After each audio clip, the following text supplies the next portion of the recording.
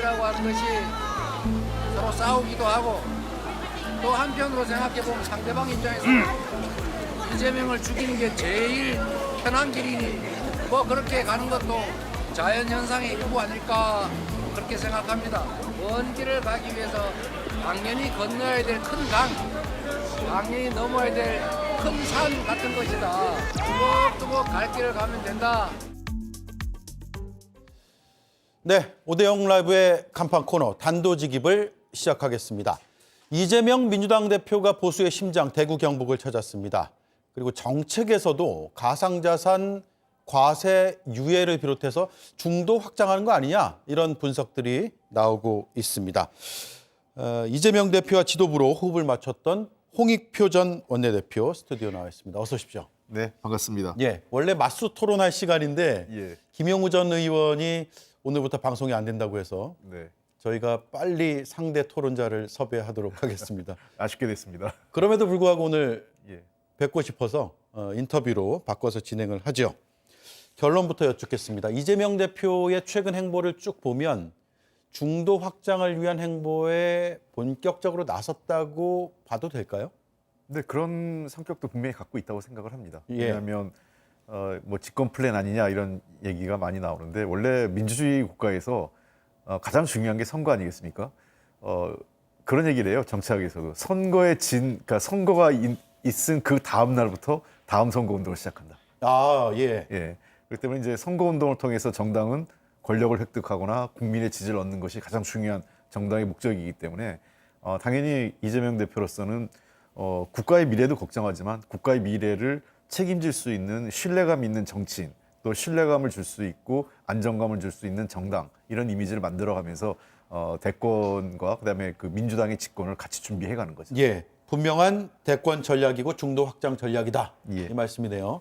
최근 만난 인사들 보면 보수 원로들 있잖아요. 김종인, 윤여준, 이상돈, 이석연 이런 원로들을 만났단 말이에요. 네. 이 역시도 같은 맥락이라고 봐야 될까요? 예, 그렇습니다. 뭐 이분들은 뭐 상징성이 있죠. 그 특징이 약간 보수적이긴 하지만 합리적 보수. 네. 그다음에 특히 여권이나 보수 정당에 대해서도 쓴소리를 아끼지 않고 많이 해주시는 분들이지 않겠습니까?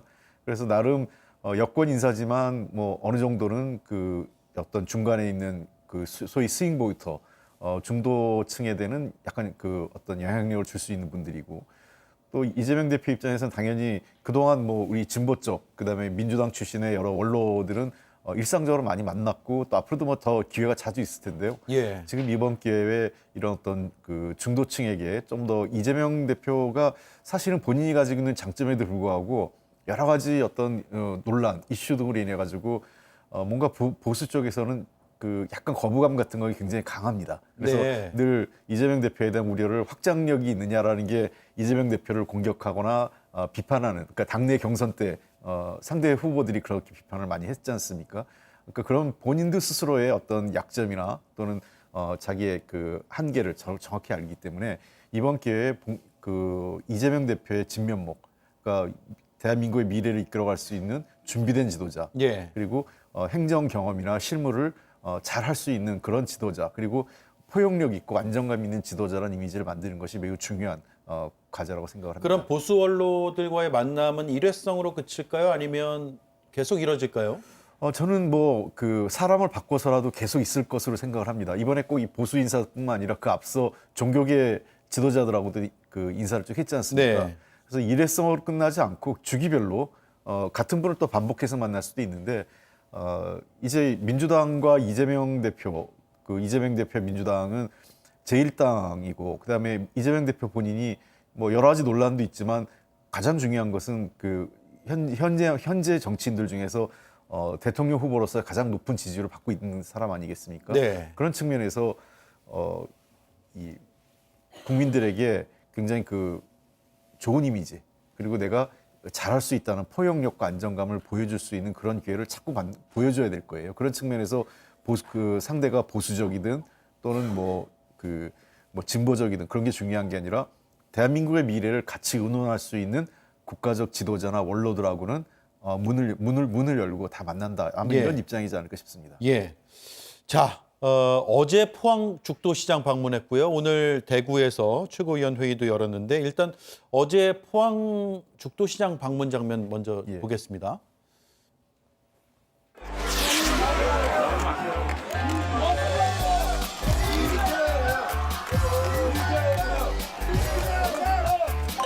꿈을 이루십시오. 대통령 되십시오. 감사합니다.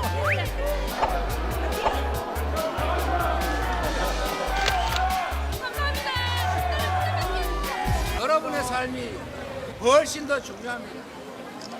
이 나라가 다시 성장을 회복하고 한반도가 다시 평화 체제가 구축이 돼서 군대 보낸 자식 걱정 안 하고 한반도 전쟁 위험 때문에 외국인 투자가 빠져나가서 경제가 나빠지는 일도 이제는 그만해야 되겠죠.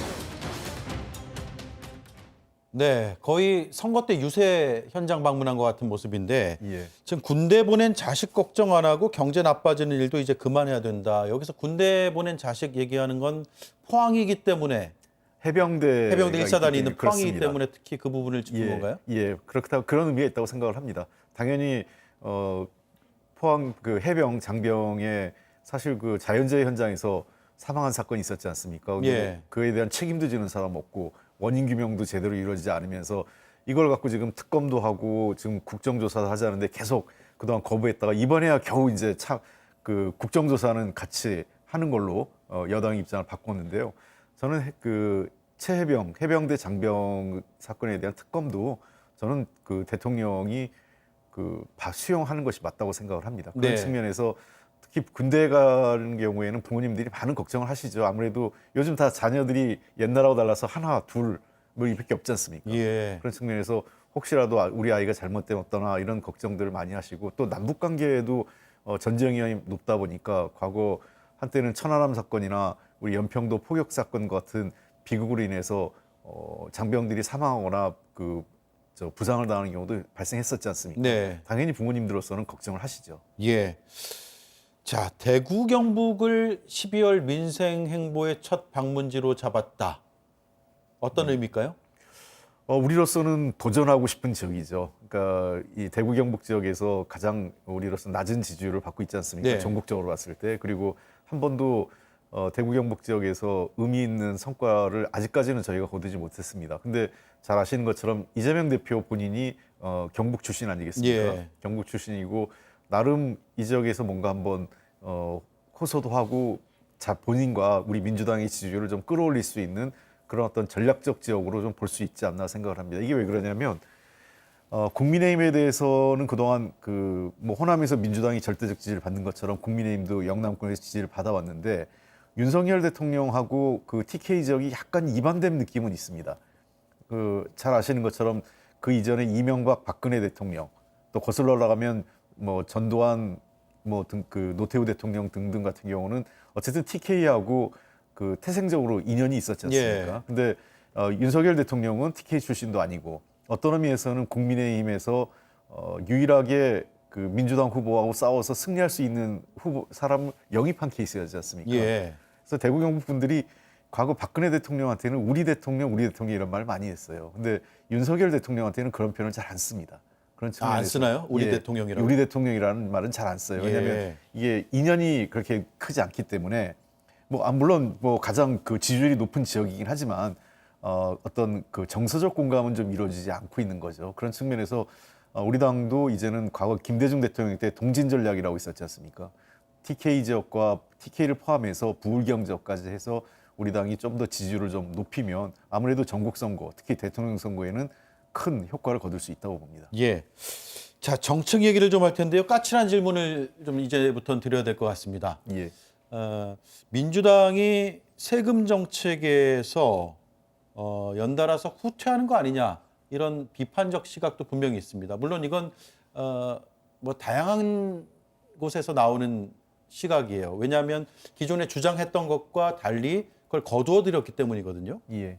그 찬반을 떠나가지고 정책을 던지고 그걸 거두어들이는 이 모습은 비판적으로 볼 수 있지 않을까라는 라는 예. 생각 어떻게 답하시겠습니까?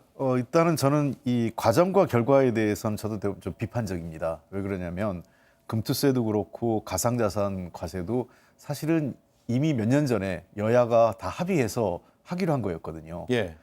금투세 같은 경우도 사실은 그 거래세를 없애는 대신에 거래세 대신 지금 금투세로 전환한 건데 이것을 금투세까지 폐지하면 사실은 좀 세수의 문제도 생기고 우리나라 같은 경우 지금 계속 이 지출은 느는데 세출은 느는데 세입이 기반이 좀 약화되기 때문에 어려움을 겪고 있지 않습니까? 네. 그런 측면에서 저는 정치권이 저는 기본적인 원인은 윤석열 정부하고 국민의힘이 갖고 있다고 생각을 합니다. 이미 아무리 우리 그 당시 여당이었던 더불어민주당이 했던 내용이라 하더라도 본인들이 약속해서 합의했던 거지 않습니까? 네. 시행도 하기 전에 이것을 하지 않겠다.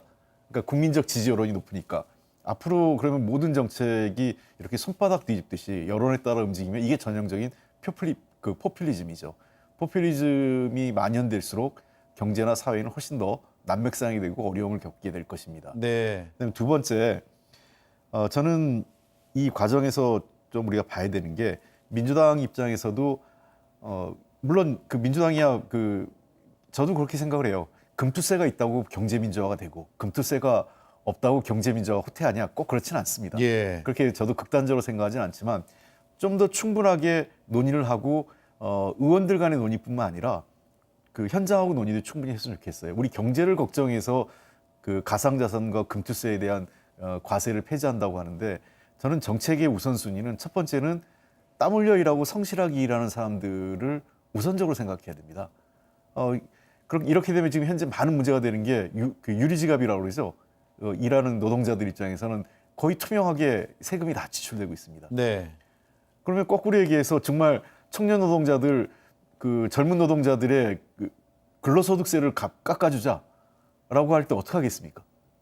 또 그렇게 해야 되겠습니까? 그럼 세수 기반이 엄청 흔들릴 텐데. 네. 그러니까 저는 이제 정당들이 좀 곰곰하게 진지하게 생각해야 될 문제가 바로 그런 지점이라고 생각을 해요. 예.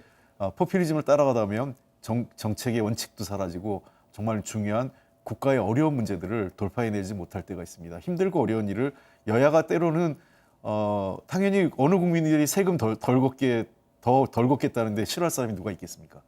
근데 나라의 미래를 봐서는 그렇게 해서는 안 되겠죠. 어려운 선택을 해야 된다 이거죠. 그렇습니다. 어려운 선택을 할 때 여야가 같이 손을 맞잡고 서로가 같이 분열하지 않으면 넘어갈 수 있는 문제였거든요.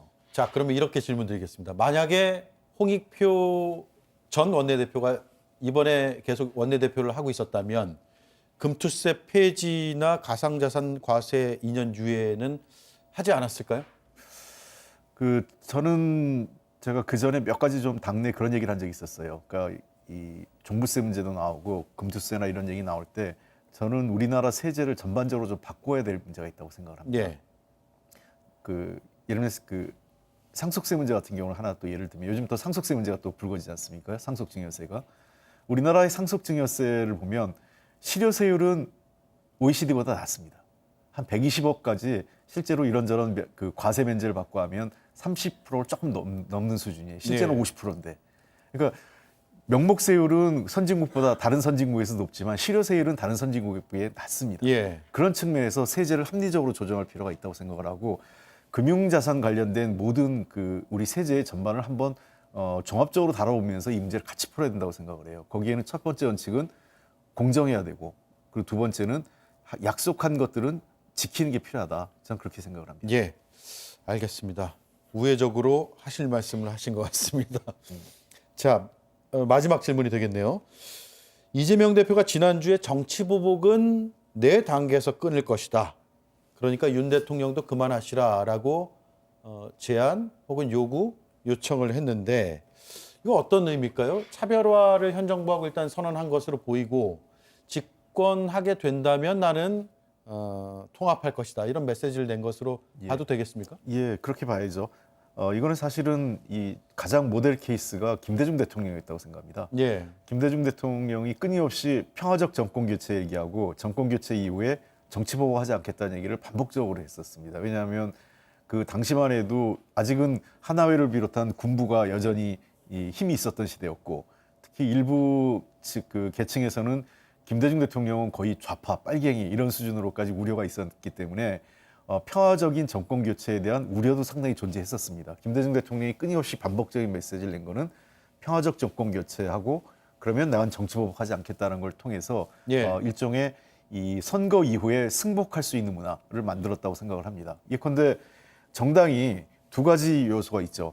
하나는 선거에서 패배하면 완전히 우리가 그 망한다. 뭐 진짜 뭐 가지고 있는 모든 권리나 뭐 재산권, 심지어 그 생명까지 위태롭다고 하면 예. 선거에 승복하겠습니까? 그리고 두 번째, 선거에 패배했지만 그 다음에 준비해서 또 선거에 우리가 재집권할 수 있다라는 가능성이 열려 있지 않는다면 선거에 승복하려고 하지 않겠죠. 그런 측면에서 저는 이재명 대표 얘기는 아주 기본적인 그 민주주의의 원칙을 얘기한 겁니다. 정치 보복하지 않겠고 예. 이후에 내가 대통령이 되더라도 공정한 그 정치 경쟁하는 정치 문화를 만들겠다. 저는 이런 메시지라고 예. 생각합니다. 다만 그 부분에서 상당히 논쟁적인 부분도 발생하는 거는 알고 계실 것 같아서 다음 주에 예, 토론을 한번 해보죠. 그러겠습니다. 왜냐하면 수사가 필요한 건 또 해야 되니까요. 예, 예. 예, 그렇습니다. 예. 알겠습니다. 다음 주에 제가 새로운 토론자를 섭외해서 다시 뵙겠습니다. 고맙습니다. 예, 감사합니다. 네, 지금까지 홍익표 전 원내대표였습니다.